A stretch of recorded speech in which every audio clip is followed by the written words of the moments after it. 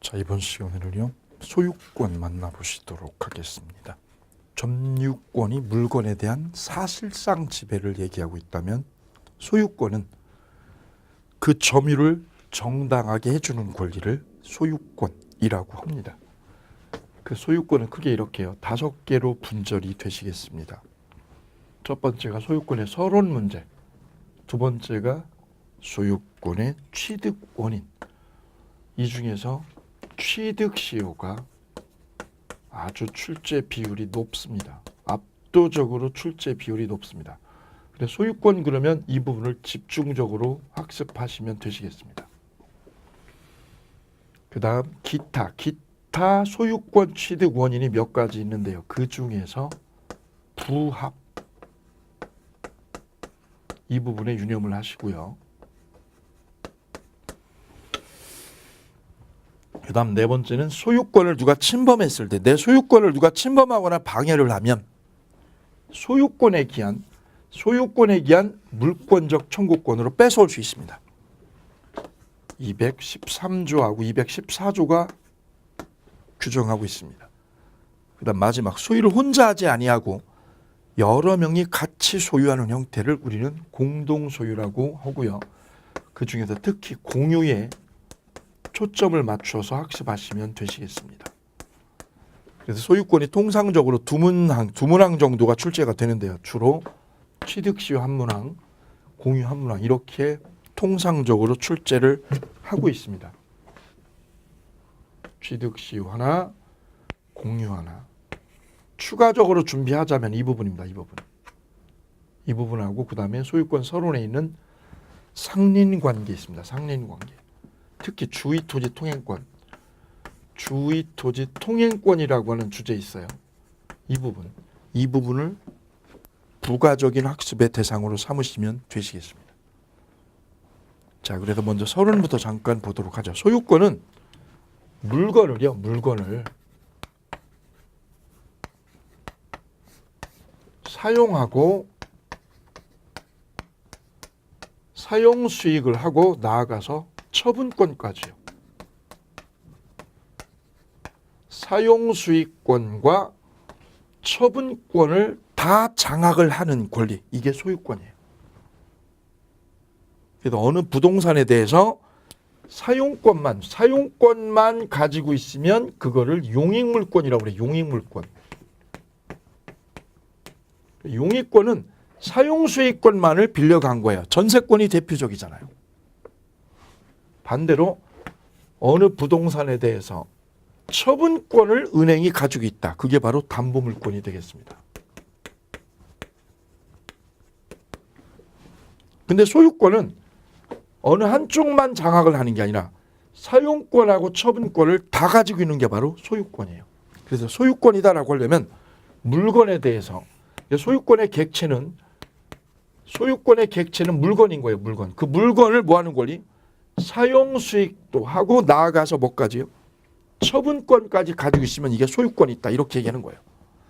그래서 모든 물권의 분화가 바로 여기서 시작이 되죠.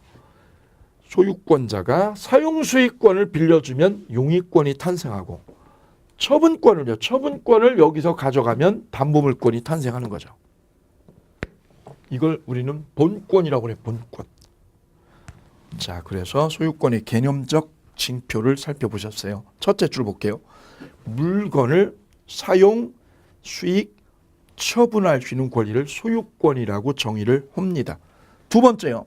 동그라미 2번. 소유권의 핵심적 내용 중에서 사용 수익권만을 소유자에 의하여 포기하는 약정. 뭘 포기하는 거? 이 사용 수익권을 포기하라 이거죠. 그럼 뭐만 남아요? 처분권만 남죠. 이런 소유권은 우리 법이 인정하지 않아요. 2번의 별표입니다. 그 다음 세 번째, 소유권의 객체는 물건이어야 하기 때문에 분양권 같은 권리는, 쓰세요. 분양권 같은 권리죠. 권리는 소유권의 객체가 될 수가 없는 겁니다. 그래서 3번 끝에다가 물권의 객체, 물권의 객체와 매매의 객체는 달라요.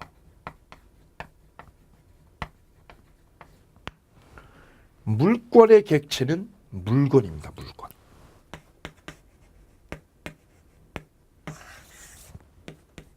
현존하는 물건, 현재 존재하는 물건, 그걸 내가 소유하고 지배하는 겁니다. 현존해야죠. 이건 현존해야 됩니다. 반드시. 현존하는 물건이어야 됩니다. 현존하는 물건. 근데 매매의 객체는요, 재산권입니다. 재산권.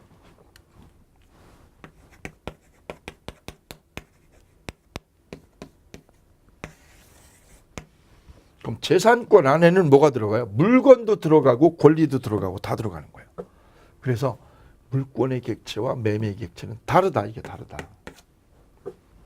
재산권에는 그럼 뭐가 들어가죠? 물건, 그리고 권리. 이게 다 들어가는 거죠. 내 물건 있다, 내 차 있다, 나 분양권 있다. 이거 다 매매할 수 있는 거예요. 분양권이든 자동차든 집이든. 근데 물권의 객체는 물건만 되는 거야. 분양권은 안 돼요. 분양권, 권리는. 물건만 되고. 요 점에서 매매의 객체와 구별 지어 주실 것. 다음, 소유권의 범위. 소유권의 범위요. 토지 소유권의 범위는 정당한 이익이 있는 범위 내에서 지상과 지하에 미칩니다. 지상하고 지하 양쪽에 다 미치죠. 무한대로 미치는 거예요. 정당한 이익이요. 정당한 이익이 미치는 범위까지만 내 소유권이 미치게 된다는 점. 그 다음 상린관계 나오죠. 03번의 상린관계. 자, 이 상린관계는 부동산하고 부동산 이렇게 인접해 있으면 여기에 이 땅, 이 땅 둘이 인접해 있으면 사이가 좋아야 되는데 분쟁이 생길 수 있죠. 이 분쟁이 생길 거를 대비해서 미리 법률로 정해놓은 거예요. 이걸 상린관계라고 그래요. 상린, 린이 뭐냐면 이웃할 린, 상은요 서로 상. 부동산하고 부동산이 인접해 있을 때는 법률이요. 법률이 정해놓은 대로 따라줘라. 이게 상린관계가 되겠습니다. 인접이 요건이에요. 인접이. 그래서 법률로 정한 거기 때문에 요거는 등기 없이 발생합니다. 라는 게 포인트예요. 이 상린관계는 등기 안 해도 권리가 생겨요. 왜요? 법에서 정해놓아서. 그리고 소멸시효에도 걸리지 않습니다. 라는 거 유념하시기 바랍니다. 다음 적용. 이 상린관계 규정은 소유권하고 이렇게 소유권하고 소유권자가 인접했을 때만 쓰이지 않고요. 어디에도요? 지상권. 지상권자나 누구요? 전세권자에게도. 지상권이나 전세권자가 이렇게 인접해 있어도 똑같이 이게 적용이 됩니다. 이걸 준용한다고 그래요. 소유권에 관한 이 상린관계 규정이 어디에도 지상권에도 전세권에도 뭐합니다? 준용한다. 준용이 뭐예요? 끌어다, 땡겨다 쓰는 거, 땡겨다 쓰는 거. 시험 아주 잘 나옵니다. 상린관계 규정은 어디에도 준용이 됩니다. 지상권과 어디에? 전세권에 준용된다. 별표. 옆에 빈출 오답지문 보시고요. 그 다음 4번에 보면 법조문의 내용이 있는데 이게 조문이 굉장히 많은데요. 뒤에 보시면 468페이지면 상린관계 내용이 쭉 나열이 되는데 이 조문만 한번 읽어주시면 돼요. 조문만 한번 얇게 되어 있어서 깊이가 없어요. 왜? 판례가 하나도 없어요. 걔는. 간단하게 조문만 검토해 주시면 끝나는 영역이에요. 그러니까 가볍게 보시면 됩니다. 그 중에서 몇 가지만 제가 짚어드리고 갈게요. 동그라미 3번 보실게요. 경계표 및 담설치요. 1항 인접하여 토지를 소유하는 자는 공동비용으로 경계표나 담을 설치할 수 있다. 여기다 담을 설치하려고 그래요. 담. 비용 어떻게 된다고요? 반씩 내요. 반씩. 공동비용의 별표. 그런데 이 항 보면 담 설치 비용은 절반씩 부담하는데 측량 비용은 그와 달리 면적에 비례하도록 되어 있어요. 요 점 유념하시기 바랍니다. 그럼 측량 비용은 어떻게 내요? 여기는? 여기 면적이 크죠. 그럼 여기가 2배 내는 거죠. 면적 비율로 냅니다. 면적 비율의 별표. 3항에 보시면 전 2항의 규정은 비용 부담에 관하여 다른 관습이 있으면 관습에 의한다. 원래 법에는요. 법에는 어떻게 내게 돼 있어요? 측량 비용은 면적 비율에 의한다라고 돼 있죠. 이게 법이죠. 법. 법에 이렇게 돼 있는데 어느 지역에 갔더니 저 전라도에 갔더니 관습이 절반씩이야. 절반씩. 그러면 관습대로 하는 거예요. 법보다 뭐가요? 관습이 더 세요. 세. 요게 유념할 부분이에요. 다음 239조 경계에 설치된 담, 도랑은 상린자의 공유로 추정합니다. 여기는 담은 누구 거라고요? 두 사람의 공유예요. 공유. 그러나 담이나 도랑이 상린자 일방에 단독 비용으로 설치했어요. 밑줄에 단독 비용으로 혼자 설치했죠. 담을. 이 담을 얘 혼자 설치하면 이거는 공유가 아니라 A 거죠. A 거. 그 다음에 담이 건물의 일부인 때도 공유가 아니라 단독 소유가 되는 거예요. 담 4번의 별표. 인접지 수목의 가지가 경계를 넘어왔어요. 여기는 나무 가지가 옆집에 넘어왔죠. 이렇게요. 그러면은 가지 제거해 주쇼라고 청구할 수 있다. 청구해 동그라미야. 이때 전항의 청구에 응하지 않으면 가지를 잘라버릴 수 있는데 따라서 자르기 전에 해야 될 일은 뭐예요? 청구하는 게 먼저야. 청구. 근데 사망에 갔더니요. 뿌리가 경계를 넘었을 때 뿌리의 삼각형. 뿌리는 삼각형 하시고요. 그냥 잘라버릴 수 있어요. 뿌리하고 가지가 다른 거죠. 요 점 유념하시고요. 그 다음에 우측에 동그라미 5항. 건물을 축조할 때는 특별한 관습이 없으면 가장 돌출된 부분으로부터 얼마를요? 반미터. 반미터를 띄워줘야 됩니다. 이런 뜻. 가장 뭐한 부분? 돌출될 부분.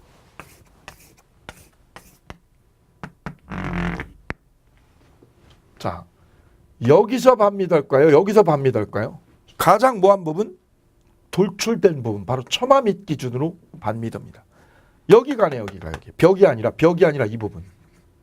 여기서 반미터를 띄워야 된다. 유념하시기 바랍니다. 24의 기출문제. 그 다음 2항이요. 인접지 소유자가 전항의 규정에 위반하여 건물을 졌어요. 그러면 건물의 구조 변경이나 철거를 청구할 수 있게 됩니다. 이거 철거할 수 있어요. 단 예외가 있는데 그 예외가 중요합니다. 건축에 착수한 뒤에 1년이 경과했거나 건물이 완성됐어요. 다 건물을 져버렸어요. 져버리면 이걸 어떻게 해요? 철거를 할 수 없습니다. 거기 삼각형 합니다. 건물 완성에다가 삼각형 넣으시면 돼요. 완성한 후에는 철거할 수가 없고 대신에 손해배상으로 해결해야 돼요. 다음 주의 토지 통행권입니다. 통행권. 이거는 땅을 내가 인수했는데 그 땅에 길이 없더라. 길이. 그래서 땅값이 헐값이었다 이거죠. 길이 없는 땅.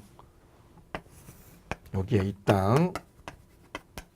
여기 B땅이죠. B땅. 저 B땅을 내가 샀다. 저쪽으로요. 근데 진입로가 없는 거. 진입로가 없는 걸 맹지라고 그러죠. 이 땅이 맹지. 그러면 여기는 이 동로에서 이 길에서 자기 땅을 가려면 어디 땅을요? A 땅을 지나갈 수밖에 없죠. 지나갈 수밖에 없어요. 이때 B가 여기를 통로로 쓸 수 있는 권리. 이 쓸 수 있는 권리를 누가 준 거예요? 법에서 인정한 게 바로 상린권이에요. 상린권. 단 전제 조건은 이 땅과 이 땅이 뭐 할 때 인접 붙어 있어야만 돼요. 붙어 있어야만 통행권이 생긴다. 그럼 B는 자기 땅을요, 남의 땅을 여기를 통로로 다닐 수 있다. 이렇게.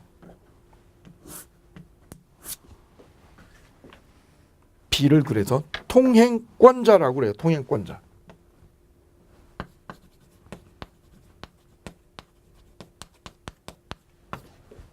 A는요, 이 땅, 통행지의 소유자. 자, 이게 먼저 구별이 첫 번째 대주셔야 되고요. 두 번째, 그럼 이 통행권은 여기 통로로 사용하는 게 통행권이란 말이에요. 이 통행권은 그러면 언제 생기는 거예요? 무조건 생기는 거예요? 아니죠. 인접해야 되고 진입로가 없어야 돼요. 진입로가 없을 거 첫째.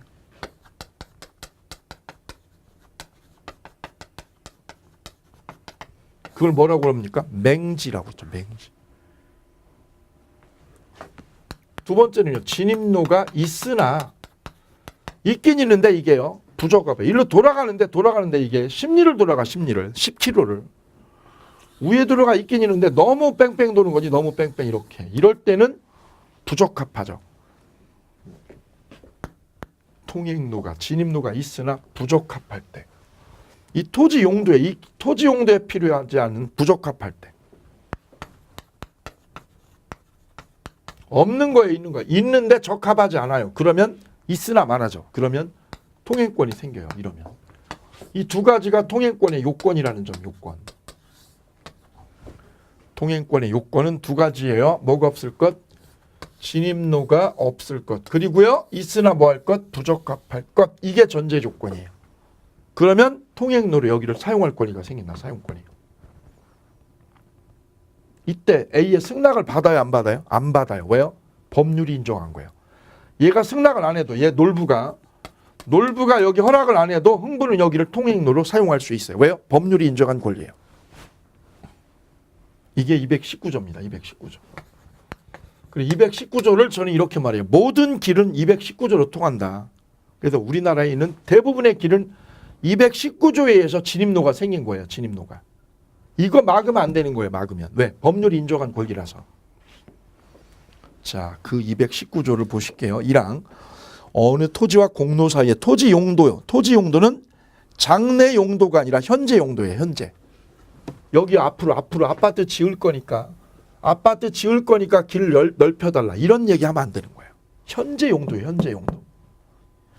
현재 용도에 필요한 통로가 없는 때 밑줄이야. 통로가 없을 때. 그럼 그 토지 소유자는 주위 토지를 통행 또는 통로로 하지 아니하면 공로에 출입할 수 없거나 과다한 비용을 요할 때는 주위 토지를 뭐 할 수 있나요? 통행할 수 있어요. 통행권이 생겨요. 통행할 수 있다에 동그라미요. 필요한 경우에는 뭐까지요? 통로 개설도 할 수 있다. 별평. 그러나 손해가 가장 큰 대로야 적은 대로 적은의 별표. 그래서 가장자리로 통행을 합니다. 두 번째 항이요. 전항의 통행권자는 통행지 소유자의 손해를 어떻게 해야 돼요? 보상해야 됩니다. 보상의 별표.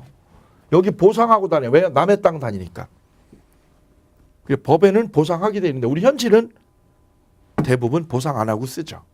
이웃끼리. 그래서 원래는 법에는 보상하는 거예요. 그래서 보상하니까 이거를 유상통행권이라고 그래요. 유상통행권. 보상하란 말이야. 왜? 남의 땅 다니잖아.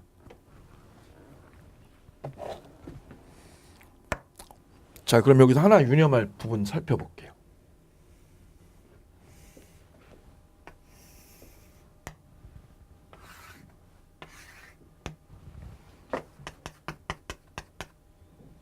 마을 주민들이 여기 여러 가구로 뭉쳐서 살고 계시고요. 여기에 논과 밭이 여기에 위치하고 있습니다. 몇 킬로를 지나가야 되죠. 그때 여기를 이렇게 큰 도로를 지나가지고 논과 밭을 여기를 이렇게 농사를 졌어요. 이렇게. 그럼 여기를 지나가야 되죠. 여기를. 근데 이 땅을 몽땅 모 기업 회장님께서 여기를 별장을 지으려고 사버렸어요. 이만큼을 사버렸어요. 이때 전에 마을 주민들은 여기를 사용했거든요. 이렇게 진입로를, 직진도로를. 여기 직진도로 편하죠? 넓고.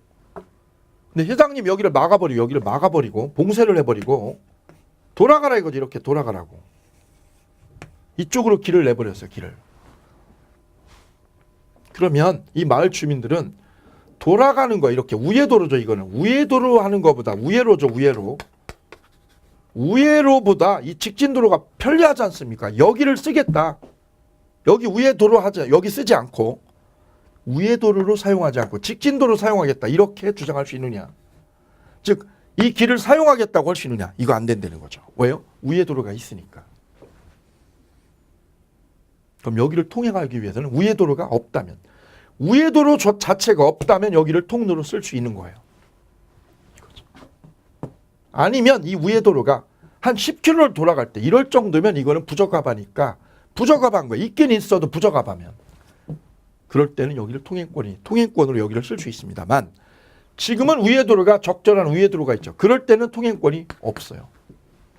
따라서 이 회장님이 여기를 막은 거는 불법이 아니라 정당한 거죠. 여기를 막은 건 정당한 거예요. 만약에 우회도로가 여기 30km를 돌아간다. 이럴 때는 이거는 길이 부적합한 거죠. 우회도로가 부적합하죠. 그러면 여기 통행할 수 있어요. 이렇게 이해하시면 되겠습니다. 자, 그런데 220조 가면 분할 또는 일부 양도와 주위토지 통행권이라고 돼 있고요. 옆에는 무상통행권이라고 돼 있네요. 자, 219조는 여기는 유상이죠. 보상한다고 그랬죠. 여기 보상하고 보상하고 여기를 통행하는데 이번에는요. 여기 토지가 분할이 되었어요. 이렇게. B토지를 이만큼을 C한테 일부만 팔아먹었다. 일부를 팔든가 이걸 분할했다. 분할해가지고 나눴다 이거죠. B하고 C가 흥부 마누라가 공유였던 토지를 분할했어요. 그러면 여기가 맹지가 돼버렸네. 맹지가. 그러면 C는 어디를요? B 땅을 지나가야 되지. 이렇게 여기를 지나가야 되죠. 이럴 때 분할자하고 분할자끼리는 여기를요. 무상으로 여기를 통행할 수 있습니다. 무상이니까 뭐예요? 보상 안 하고. 그게 220조예요.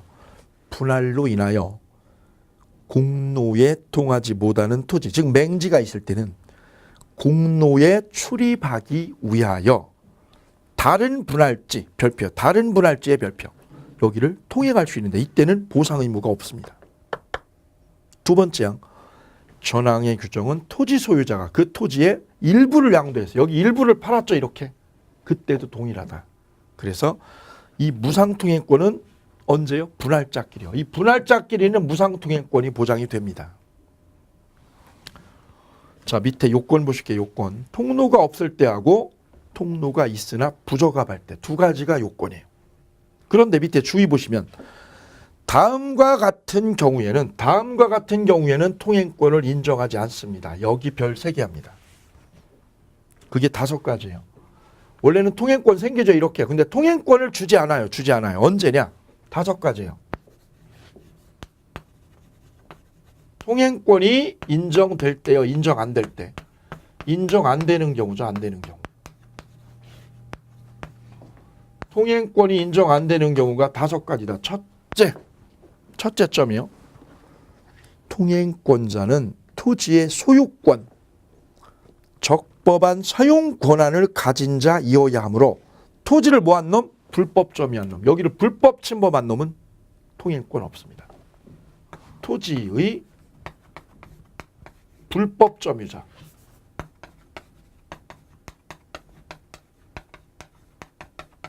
이 사람은 적법한 사용권이 없는 놈이죠. 이놈한테는 주지 않아요. 첫 번째. 두 번째. 토지를 명의신탁한 사람. 이 토지를 흥부가 누구한테요? 처한테 명의신탁을 했어요. 명의신탁을. 그럼 여기는 신탁자, 여기는 수탁자. 그럼 등기 명의가 누구 앞으로 꽂혀 있을까요? 신탁자가 아니라 수탁자에게 등기가 나와 있죠. 그러면 이 땅 주인이 볼 때는 누가 주인이에요? 수탁자가 이 땅의 주인이지 신탁자는 주인이 아니죠. 그래서 신탁자는 여기를 통행할 권리가 없다는 점. 명의 신탁자. 토지를 뭐한 사람? 명의 신탁한 사람. 이 사람은 통행권이 없는 거예요. 왜요? 얘가 소유자가 아니에요. 법적으로는. 법적으로는 수탁자가 소유자거든요. 오케이. 얘가 볼 때는. 세 번째.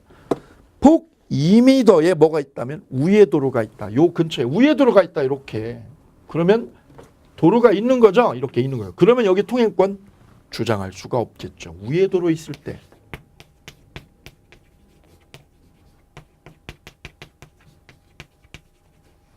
첫 번째는 불법 점유한 놈. 두 번째는 명의 신탁자. 왜 없어요? 소유자가 아니거든요.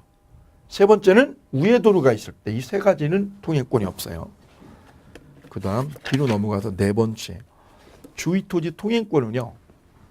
현재 토지용법이죠. 현재 토지용법에 따른 이용 범위에서 인정되는 거지. 나아가서 장차의 이용 상황까지를 미리 대비해서 장차의 이용 상황에 미리 대비해서 즉 아파트가 대단위로 건설될 테니까 길을 여기 넓혀주셔. 이런 권리는 보장되지 않는다. 4번째는 이거죠. 장차. 장래의 이용 상황.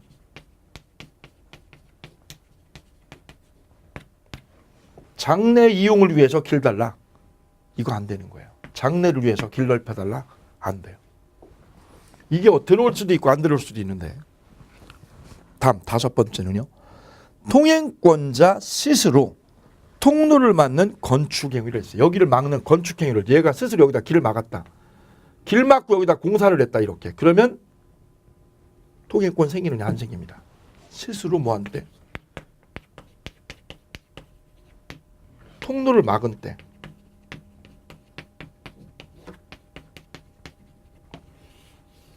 안 생깁니다. 자, 여기 우회도로 있어요. 우회도를 지가 막았다 이렇게. 그리고 여기 길 통행해달라. 이거 안 되는 거예요. 그래서 통행권이 인정 안 되는 케이스는 5개요. 불법 점유자, 신탁자, 우회도로 있을 때, 장래를 위해서, 그 다음에 지 스스로 길을 막은 때. 이 5가지 경우에는 통행권이 인정되지 않습니다라는 거 유념하시기 바랍니다. 그 다음 니은 통로 개설 비용. 그럼 여기 도로를 낸다면 이 도로 개설 비용은 누가 내요? 통행권자, 지가 내는 거 지가. 통행권자가 부담하는 거예요. 통행지 소유자, 이 땅 주인이 하는 게 아니라 지가 여기 도로 개설 비용 내는 거지요. 그 다음 디귿 통행권이 있어요. 그 통행권의 내용 4가지 있는 거 스스로 읽어보시면 되겠습니다. 그 다음에 우측에 무상통행권 나와 있어요. 요거 중요합니다. 우측에 471페이지요.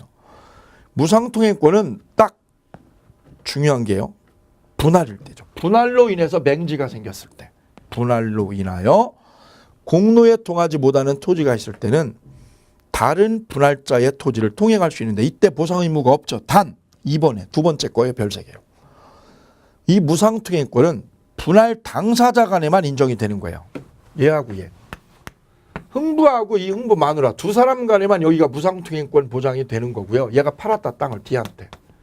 얘도 팔았다 E한테. 그럼 주인이 바뀌었죠. 바뀐 주인을 뭐라고 그래요? 승계인. 승계인한테는 무상통행권 보장을 안 해준다는 거예요. 특정 승계인의 별표. 승계인한테는 인정 안 해줌. 누구한테만 인정해줌? 분할자끼리만 인정해주고 얘한테는 인정 안 해줘요. 주인이 바뀌면. 자, 이래서 통행권에 대해서 살펴보셨어요. 그 통행권 부분을 오답지문이요. 빈출 오답지문까지 쫙 정리해 주시면 유리하게 정리가 되실 거예요. 다음 2절에 소유권의 취득 원인. 자, 우리가 소유권 취득하는 일반적인 원인은 뭐냐면 매매죠. 매매로 소유권을 가져오게 돼요. 매매나 증여로. 그게 일반적인데 지금 여기서 만나는 거는 특별한 케이스들이에요. 소유권의 취득 원인. 소유권이 취득되어지는 원인을 지금 살펴보는데 가장 일반적인 건 매매잖아요. 여기서 매매를 보는 게 아니에요. 특이한 케이스들만 모아서 보아요. 첫 번째가 취득시.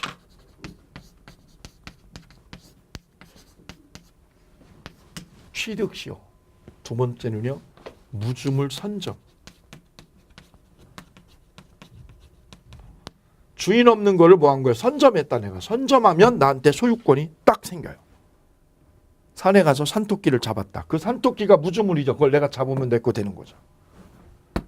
낚시 가서 바다 낚시 가서 그 고기를 내가 낚았다. 내 거 된 거죠. 이게 무주물 선점. 그 다음 유실물 습득. 유실물을 내가 습득했다. 잃어버린 물건을 내가 주웠다. 길 가다가 목걸이를 내가 어떻게 해서 주웠어요. 그럼 내 거 되는 거지. 이게 습득. 그 다음 매장물을 발견했다. 땅을 팠더니 그 땅에서 고려청자가 10개가 나왔다. 그 매장물을 내가 발견한 거죠. 그 다음 부합. 그리고 가공이 있어요. 가공. 이것들을 지금 몽땅 묶어서 소유권 취득 원인이라고 그래요. 소유권 취득 원인. 조심할 거는요. 여기서 유념할 거는 몽땅 이것들은 다 뭐냐? 원시 취득이에요. 소유권 취득 중에서 원시 취득에 들어가요. 원시 취득.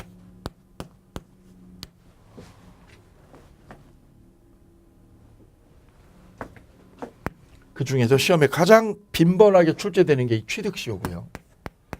취득시효하고 이 부합입니다. 두 군데가 시험에 나오고 나머지는 개념하고 조문만 딱딱 끊어서 정리하실 것.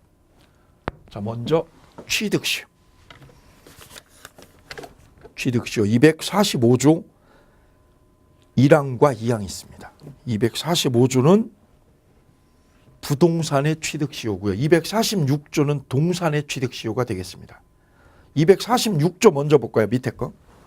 10년간 소유이사로 동산을 평온공연하게 점유한 자는 소유권을 취득합니다. 몇 년간이요? 10년간. 그러니까 반지를 내가 몇 년간? 10년간 내가 반지 가지고 있으면 내 반지 돼요. 이게 남의 거래도. 두 번째, 5년간 5년간 소요이사로 선의무과실의 삼각형이요. 선의무과실로 점유하면 소유권 취득합니다. 하나는 10년이고 하나는 5년인데 5년으로 줄려면 어떻게 해야 돼요? 선의무과실로 동산을 점유하면 5년이에요. 즉, 이 목걸이나 반지가 내가 훔쳐가지고 점유하면 10년이에요. 그런데 훔친 게 아니라 언니 거하고 내 거하고 지금 섞여버렸죠. 섞여가지고 내가 가지고 왔다. 이거는 잘못 가져온 거죠. 선의무과실로. 이럴 때는 5년이에요. 5년. 그래서 동산취득시는 10년하고 5년이라는 거 이거 기억하시면 돼요. 5년으로 줄으려면 전제 조건이 선의무과실이에요. 근데 부동산 취득시는 두 가지가 있습니다. 부동산 취득시는 점유 취득시효하고 또 하나는 등기부 취득시효 둘로 나눠집니다. 점유 취득시효하고 등기부 취득시효. 자, 점유 취득시효는 점유를 하고 20년이 지나면 돼. 20년. 20년 동안 점유를 계속하면 그 점유자에게 뭐를 주는 거예요? 소유권을 선물로 주는 거예요. 법에서. 법률이 소유권을 선물로 주는 게 바로 취득시효예요. 단 점유를 몇 년? 20년 해야 돼. 20년을. 근데 등기부 취득시효는 등기를 하고 몇 년? 10년이 되면 돼요. 10년. 아, 요 점에서 구별이 되네요. 그러면 소유권이 생겨요. 기본적인 뼈대는 이거예요. 뼈대. 점유 취득시효는 점유를 하고 20년이고 등기부 취득시효는 등기를 먼저 하고 10년이다. 요 점에서 달라요. 이거를 점유 취득시효. 왜? 점유를 뿌리로 하니까. 이거는 등기를 뿌리로 하니까 등기부 취득시효. 이렇게 구별을 지어요. 그리고 디테일한 차이가 있어요. 자, 볼게요. 점유 취득시효. 20년간 무슨 이사로요? 소요이사로. 소요이사로 평온 공연하게 부동산을 점유한 자는 소유권을 날로 먹어요? 등기해야 먹어요? 등기함으로써 삼각형. 등기함으로써 소유권을 먹어요. 이거를 점유취득시효. 두 번째 등기부취득시효는 부동산의 소유자로 등기한 자가 10년간이죠. 10년간 소유이사로 평온 공연하게 그 다음에 삼각형이요. 선의무과실이요. 선의이며 과실 없이 점유하면 소유권을 취득합니다. 그래서 여기에 특별히 다른 게 뭐냐? 요거는 선의무과실이에요. 선의이며 과실 없이요. 선의무과실로 점유를 해야 됩니다. 근데 이거는 선의무과실이 없어요. 요게 달라요. 둘 다 자주점이요. 이 점유는 둘 다 무슨 점이요? 자주점유인 건 똑같아요. 자주점유이고 평온을 공연한 건 둘 다 똑같은 요건이죠. 자, 이 부분입니다. 자, 이 부분에 관한 논의를 보도록 하겠습니다. 뒤로 넘어가 볼까요? 뒤로 넘어가면 서론이 나와요. 취득시효의 대상. 잡종재산도 취득시효 됩니다. 잡종재산. 옆에다가요. 행정재산은 취득시효 안 됨. 아, 옆에 있네요. 일반재산. 일반재산은 제외돼요. 일반재산. 일반재산은 안 되는데 뭐만요? 잡종재산. 잡종재산은 취득시효가 됩니다.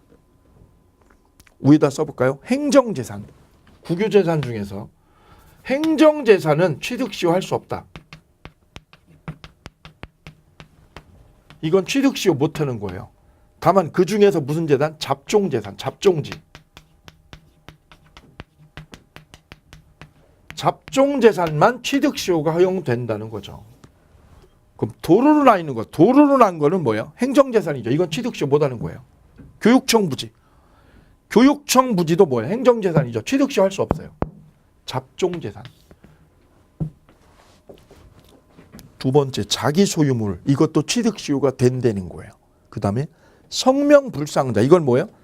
이름 없는 땅이죠. 주인 이름 없는 거. 이것도 취득시효 됩니다. 판례는. 그 다음에 세 번째요. 권원이 불분명한 토지 별표. 권원이 불분명하다. 이게 매매인지 임대인지 불분명하다. 취득시효로 가져올 수 있어요. 그런데 니을에요. 아파트 공용 부분이 있습니다. 별표. 아파트 공용 부분은 취득시효가 원천적으로 불가능해요. 그 이유는 뒤에 나중에 볼게요. 공용 부분은 취득시효 할 수 없다는 거. 그거 꼭 기억하시기 바랍니다. 다음. 점유를 해야 돼요. 취득시효는 점유가 요건이죠. 점유를 20년 해야 되는데 그 점유는 직접 점유만 되는 게 아니라 간접 점유를 해도 상관이 없어요. 그래서 이런 얘기를 할 수가 있는 거예요.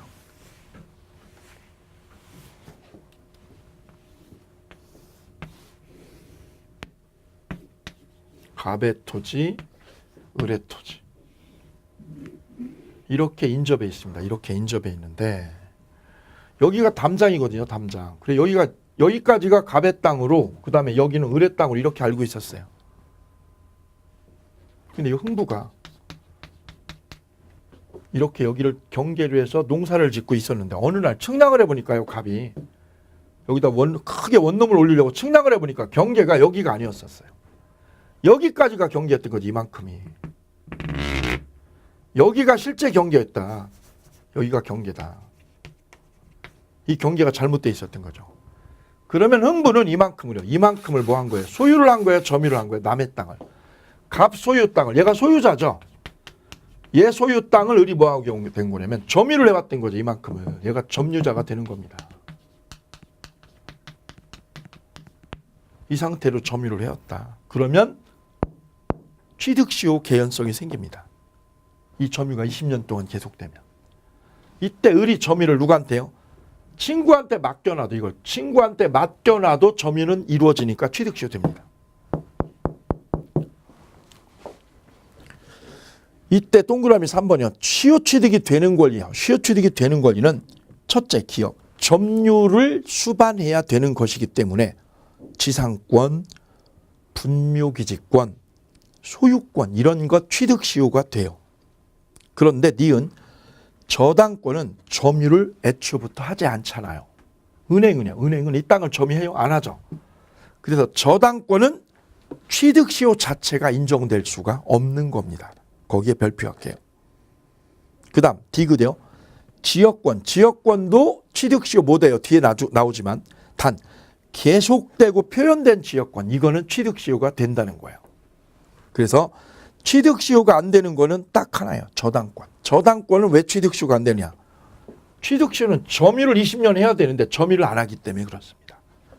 요거 유념해 두시면 되시겠고요. 그 다음에 요건 볼게요. 요건 20년을 점유해야 됩니다. 몇 년을요? 20년을.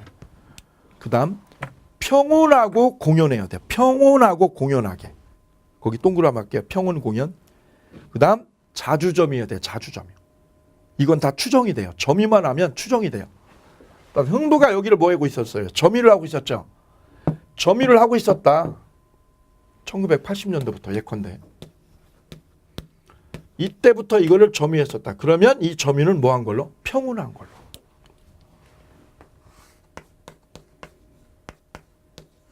그 다음에 공연한 걸로. 이거 다 추정해줘요. 그 다음에 점유만 하면 뭐 한 걸로? 자주 점유. 자주 점유까지 다 어떻게 돼? 이게 추정이 됩니다. 추정이. 그럼 흥부가 이걸 입증할 책임이 없고 누가? 소유자가 이걸 뒤집어야 돼요. 자주 점유 아니라고. 그래서 점유자는 이게 다 추정되어진다는 거예요. 중요합니다. 그러면 20년을 채우게 되면 뭐가 생기느냐? 등기 청구권이 발생해요. 점유자에게 뭐가 생겨요? 소유권이 아니라 뭐가 생겨요? 등기 청구권이. 등기 달라. 이만큼의 등기를 나한테 넘겨달라. 그거를 등기 청구권이라고 그래요. 이 등기 청구권이 생깁니다. 등기 넘겨주셔. 그래서 마지막에 소유권을 가지려면 등기를 해야 돼요. 등기를 하면 자기 앞으로 등기를 하면 소유권이 생겨요. 그 전에는 뭐만 있는 거예요? 등기 청구권만. 그럼 여기는 이 등기를 일로 넘겨줘야 되는 거죠. 자, 그래서 취득시효가 되려면 전제 조건이요. 20년 동안 점유를 해야 돼요. 두 번째는요. 평온 공연하게 무슨 점유? 자주 점유를 해야 돼요. 그러면 뭐가 생겨요? 등기 청구권이 생깁니다. 등기 청구권이. 이거는 채권이에요. 채권. 채권이기 때문에 10년이 지나면 이게 없어집니다. 소멸시효로 사라지게 돼요. 10년 동안 행사를 안 하면, 즉 등기를 안 가져오면 10년이 지나버리면 이게 소멸시효에 의해서 없어지게 돼요. 소멸하게 됩니다. 그럼 없어지지 않게 하려면 어떻게 해야 될까요? 점유를 하면. 점유를 하면 이게 없어지지 않아요. 따라서 아직까지 얘가 점유하고 있다. 이때부터 쭉 점유를 하고 있다. 그러면 이 권리는 소멸하지 않아요.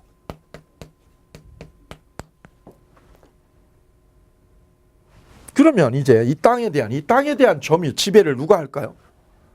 이 땅을 누가 써야 되는 거예요? 등기를 아직 안 가져가는데 얘가 점유자가 뭐 하기 전이면, 등기를 가져가기 전이면,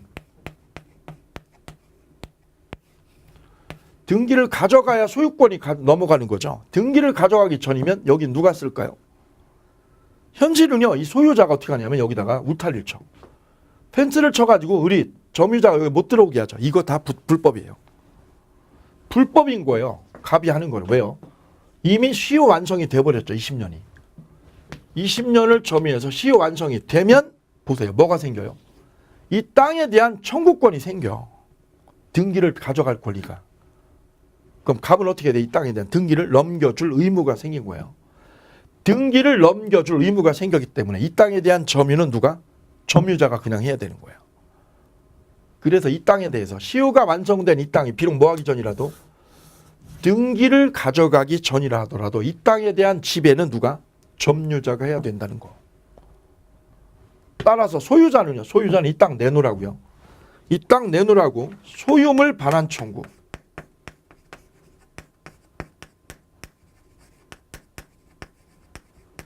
소유물 내놔라 라고 청구를 못합니다. 등기하기 전이라도. 왜요? 시효 완성이 돼버렸고 나는 등기를 얘한테 넘겨줘야 될 사람이기 때문에 그렇습니다. 그래서 얘가 땅을 뺏어올 수가 없습니다. 이 땅을요. 등기하기 전이라도. 그럼 얘가 20년 동안 사용한 거. 너 20년 동안 샀지 내 땅을. 이 놀부가 얘한테 그러는 거죠. 너 내 땅 20년 동안 사용한 거. 이거 사용료 사용한 거. 이거 불법이야. 토지를 뭐 한 거? 점유한 거.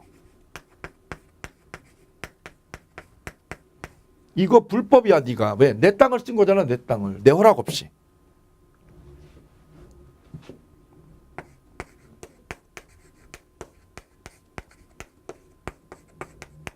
이것도 할 수 없습니다. 너 20년 동안 사용한 거 사용료 나한테 물어내. 사용료 내라 나한테. 이것도 안 돼요. 부당이득 반환 이거 요구 못 오는 거예요. 왜요? 시효 완성이 돼버렸기 때문에. 유념할 거는 이게 등기 전이라도 똑같아요. 그럼 여기요. 흥부가 여기다 집 짓고 살고 있으면 여기 집을 짓고 살고 있다. 흥부가 이만큼. 현실은 이렇게 돼 있어요. 얘가 집 짓고 살고 있거든. 그럼 이 집을요. 철거하는 거. 건물을 이 소유자가 뭐 해달라고 얘한테? 철거시켜달라고. 철거시켜라. 이것도 할 수 없어요. 즉 소유자는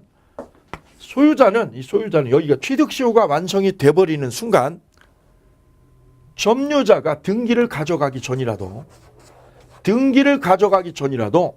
소유물 반환 청구도 할 수 없고 부당이득 반환도 청구할 수가 없고 철거를 이 건물을 부시라고도 할 수가 없어요. 아무것도 할 수 없어. 아무것도.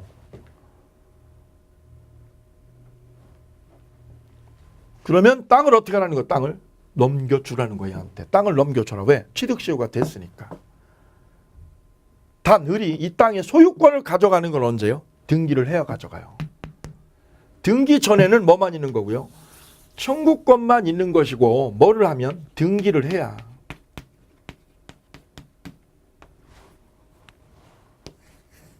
등기를 해야 뭐가 생겨요? 소유권이 생긴다.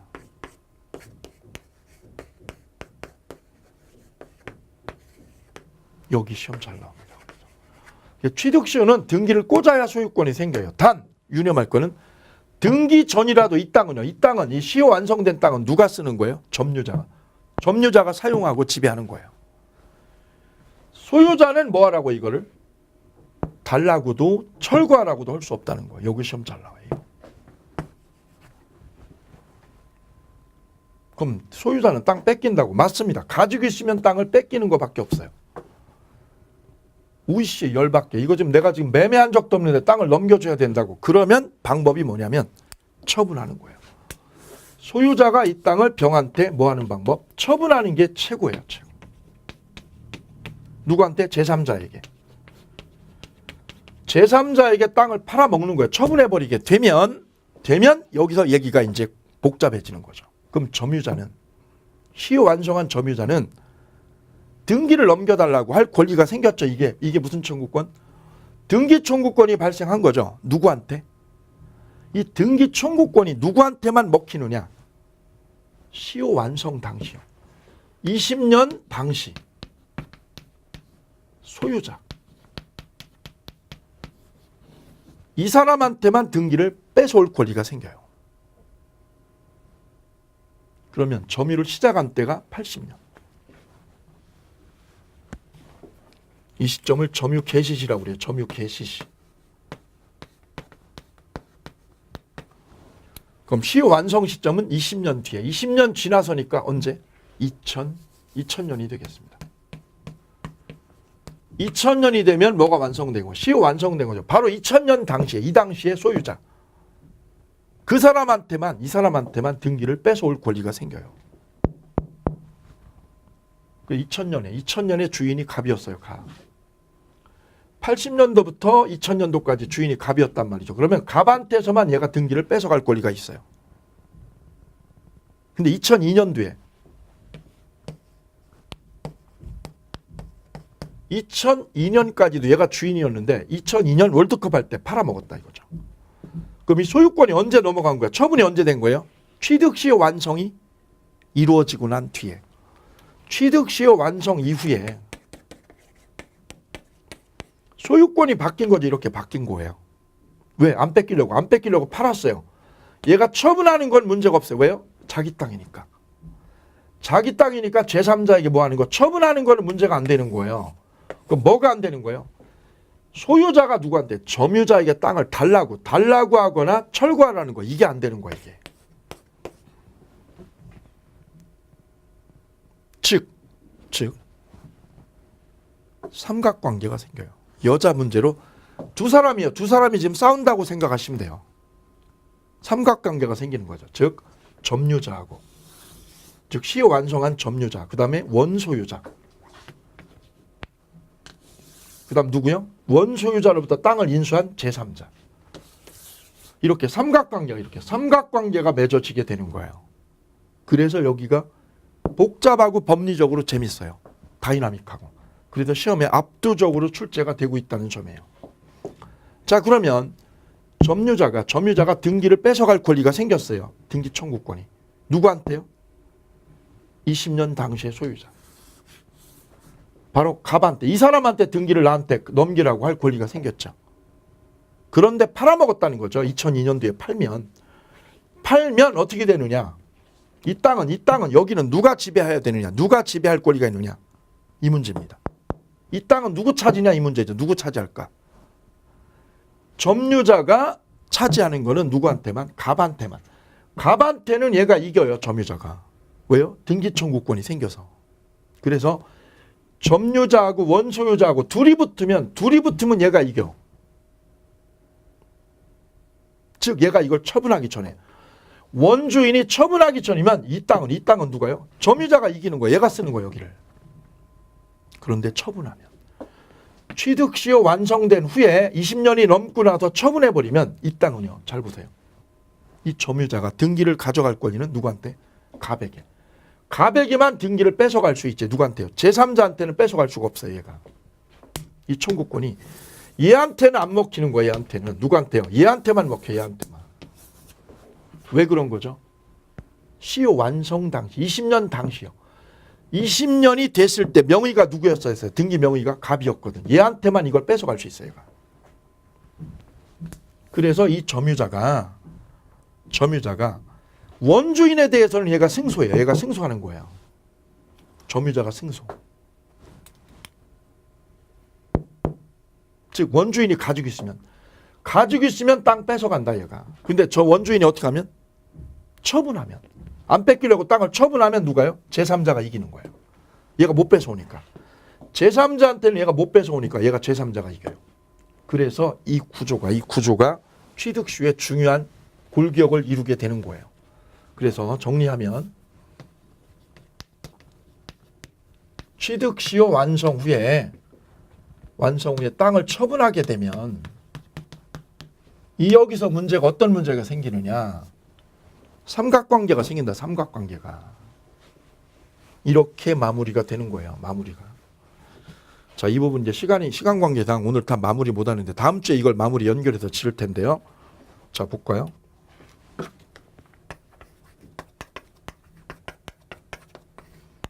원 소유자하고 누구하고요? 점유자하고 이렇게 둘이 전쟁을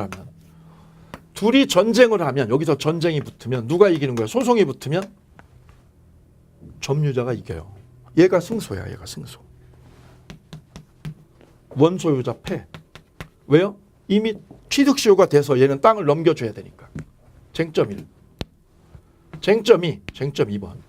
근데 이걸 누구한테요? 제3자에게 처분하면 그럼 싸움이 누구랑 붙어요? 제3자하고. 제3자하고 점유자하고 소송이 붙으면 누가 이겨요? 제3자가 이겨요. 여기서 전쟁에서는 제3자가 이겨. 제3자가 역으로. 점유자가 패고요. 얘가 패고. 이렇게 두 가지 패턴으로 큰 구조가 딱 자리가 잡히게 됩니다. 따라서 이 패턴을 가지고 이제 연결을 하면 이 두 가지가 취득시효를 끌고 가는 아주 중요한 맥이에요. 맥. 이걸 알고 있으면 아주 간단해요. 복잡한 것 같지만 핵심이 빵 뚫리게 됩니다. 이거에 의해서. 이 두 가지에 의해서 빵 뚫리게 되어요. 그러면 이렇게 되는 거예요. A 땅을 B가 취득시효를 완성했다. 점유자가. 이만큼 여기에 이만큼이면 100평을 내가 취득시효를 해버렸다. 이때 A가 땅을 가지고 있으면 20년이 지났죠. 20년이 지난 뒤에 얘가 그대로 땅을 가지고 있다. 등기를 그대로 보유하고 있다. 그러면 얘가 뺏어갈 수 있죠. 점유자가. 얘가 승. 너 땅 줘. 땅 줘. 따라서 소유자는요. 이 소유자는 이 땅 달라고요. 반환 청구할 수 없습니다. 얘한테. 그럼 뺏기게 되죠. 안 뺏기는 방법은 어떻게 하는 거예요? 파는 거예요. 제3자에게 처분하는 거예요. 왜? 얘가 뺏어가. 소송 언제 들어올지 몰라. 소장이 언제 날라올지 모르니까 소장 오기 전에 어떻게 하는 거야? 처분하는 거죠. 처분하는 거. 손자병법의 36개 중 최고 좋은 병법은 팔고 튀는 거죠. 처분하고 튀는 거예요. 매매하고 처분해서. 그러면 점유자하고 누구하고요? 제3자하고 여기 소송이 붙게 되죠. 그럼 이 처분이 언제 이루어졌어요? 시효 완성 후에. 취득시효 완성한 후에 넘어간 거죠. 등기 명의가. 그러면 이 점유자는 등기 넘겨달라는 청구권. 이 등기 청구권이 채권이잖아요. 채권. 이게 누구한테만 먹혀요. 누구한테만? 이 사람한테만 뺏어갈 수 있는 거예요. 이게 채권이라서. 누구한테요? 제3자한테는 이게 안 먹혀. 얘한테는 이게 안 먹혀. 얘한테만 먹히고. 그래서 이 제3자가 등기를 차지하면 이 등기 명의를 차지하면 여기를 이 땅을 누가 가져갈 수 있는 거예요? 얘가 가져가는 거예요. 얘가. 그럼 따라서 C가 점유자에게 이거 땅 달라고 그러면 얘는요 넘겨줘야지. 거부할 명분이 없는 거예요. 근데 거꾸로 누가요? A가 달라고 그러면 얘가 안 줘도 되죠. 그래서 삼각관계로 여기서 만나게 돼요. 삼각관계로. B하고 C하고 투면 누가 이기고요? C가 이기고 얘가 승. B하고 A하고 붙으면 누가 승? B가 승. 얘가 승이다. 여기서 재밌는 삼각관계가 이렇게 맺어지게 됩니다. 여기선 이기고 얘한테는 지고. 오케이. 그래서 취득시효가 완성이 돼버리면 소유자가 이 땅을 가지고 있는 건 어리석은 거예요. 왜요? 가지고 있으면 얘한테 뺏기거든요. 그러면 안 뺏기는 방법은 어떻게 하는 거다? 처분하는 거다. 빨리 처분하는 거다. 처분하고 등기를 넘겨주는 거예요. 그러면 안 뺏길 수 있다. 자, 이 논의 구조가 이 부분이 되겠습니다. 자, 이 논의에 대한 구체적인 논의를 다음 주에 완결을 짓도록 하겠습니다. 자, 이렇게 해서 오늘 강의를 모두 마칠 텐데요. 마지막 공지사항 하나 있습니다. 실시간 방송 강의는 오늘로써 종료를 하고요. 나머지 합기공 강의는 원래대로 무크랜드 무크랜드 사이트에 들어오시면 그대로 똑같이 들으실 수가 있겠습니다. 자, 오늘 여기까지 실시간 강의를 모두 마치고요. 다음 주에 나머지 강의 연속해서 이어드리도록 하겠습니다. 함께해 주신 여러분 감사합니다.